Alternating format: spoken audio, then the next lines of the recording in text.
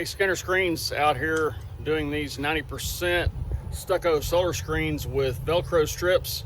Customer didn't want us drilling them onto the window, so we're using these Velcro strips by 3M dual lock, and we'll show you how that's done. So this is a window we haven't put the screen on yet.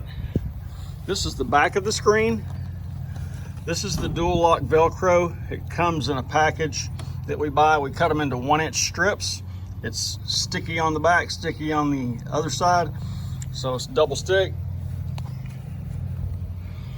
And we put this all around the frame so that it will stick to the frame of the window right here instead of drilling into the window. It makes it easier to pull off, and this is how we do it. Okay, so we have all of our backings pulled off on all of the Velcro strips. Now we're going to apply it to this window. We'll show you how that works. So we're going to do the tops first.